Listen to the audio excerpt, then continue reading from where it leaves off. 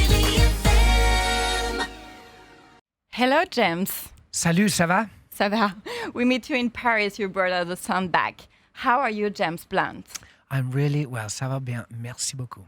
Tomorrow it's the big day. Your new song, Love Under Pressure, is coming out. What can you tell us about this song? I had the piano part for maybe 12 years, but I couldn't think what to do with it.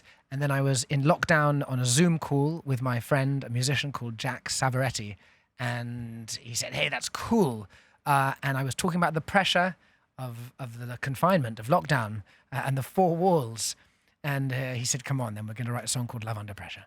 I actually love it. Just heard it. Cool, thank you, merci. You were to call this album Greatest Hits and Song I Wish I Heard. Now finally it's called The Star Beneath My Feet. What does the title mean to you and why does it change? Yeah, well, I thought it was funny because, most people really know me for the song You're Beautiful. So I should call it not the greatest hits, but the greatest hit.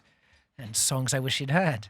But instead, it's called The Stars Beneath My Feet, which is a line from my favorite song, Same Mistake. And when I play a concert, I get the audience to put their telephones on with their torches, their lights. And so I see below me a blanket of the stars beneath my feet. Amazing.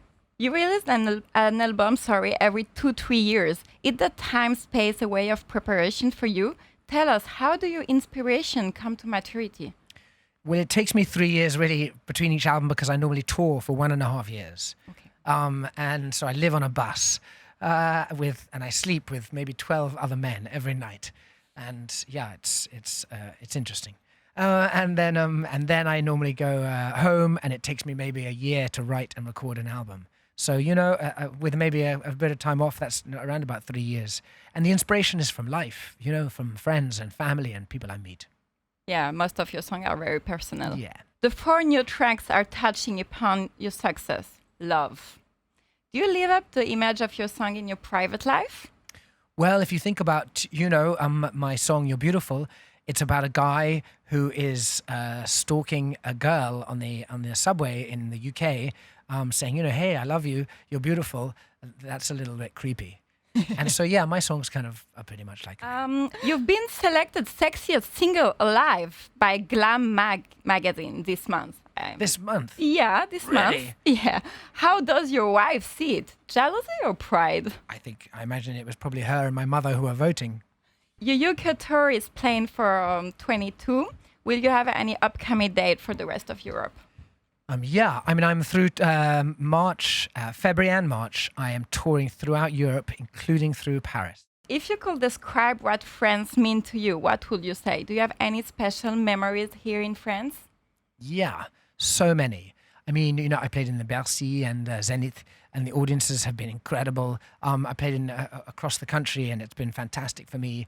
And my favorite concert probably I've ever played was with a singer called Cynique, who is a rapper. And I went to play at his concert with his audience, which is very different from mine, and it was just an incredible experience. Do you have other flagship tracks coming with other French rappers? Not yet, but if you introduce me, then sure. Maybe, why not? We can suspect the guitar is yours on the cover of your album, but do the military gear and helmet belong to you too? We know that you were the military carrier before.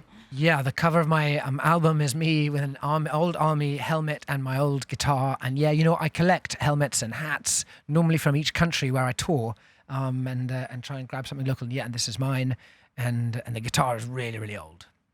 Why this choice? Why this cover in military? Well, I guess I started in the army, and so I was a soldier, and then I left and became a singer, and so it really tells my story. Yeah, I say in 2008 you released a track with a French rapper. We know you're very romantic. What made you want to collaborate with an artist like Cynique, whose style is so different, but whose love of words bring you closer? Well, I think just musicians on a whole, we can be doing different styles of music, but we still have a passion for music and we just appreciate the different ways we communicate.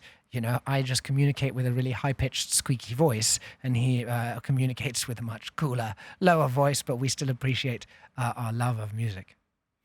James Blunt, are you a romantic guy? Absolument non. Je suis un désastre. Thank you, James Blunt. Merci beaucoup. Chérie FM.